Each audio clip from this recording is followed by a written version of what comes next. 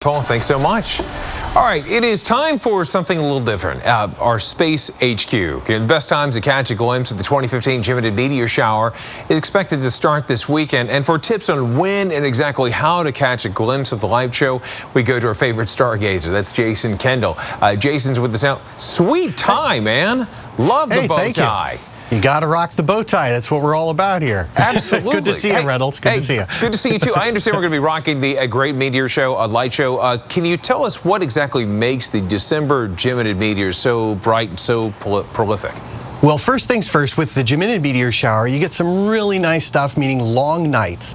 And so since we got our long nights in winter, that blows the Perseids out of the water, because the Perseids come in those summer months where we don't have as much nighttime. So you get the longer nights, and the Geminids have become actually more and more meteors per hour as it goes on in terms of years. So last year there were like 250 or so per hour, and this year there might be even more. So the peak is coming up on Sunday night into Monday morning, starting about 9 p.m. That's when things can really begin. But really go outside about 2 o'clock in the morning. That's your time to go outside and look for meteors in the sky.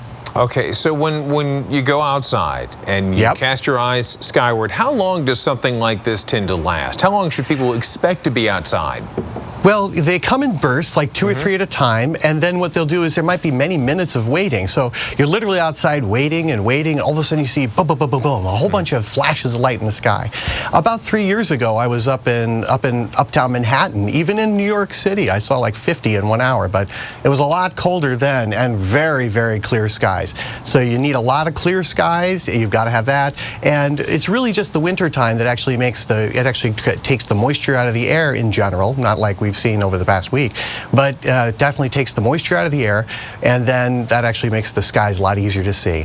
So what we can look for is just go outside, dress as warm as appropriate, and just look up and start around 10 p.m. and the peak begins about 2 a.m. For everybody, it's always local time around 2 o'clock in the morning. Okay, Shilling Kendall, our astronomer, buddy, you were out of this world. Thanks so much for your help. Thank you. All right, let's dive right into really some of the best places around the country where you can actually see this celestial sight. As we pull this up from the basement, my goodness, look at that, the cloud cover. On Monday at 2 a.m., it looks like your best spots to deal with it will be across parts of the Four Corners, the southern, and portions of the Central Plains, too. However, for much of the Midwest, the Deep South, cloudy skies, poor viewing, it may be really, really kind of a hassle to try to get a great shot of that meteor shower. Buddy, you were out of this world.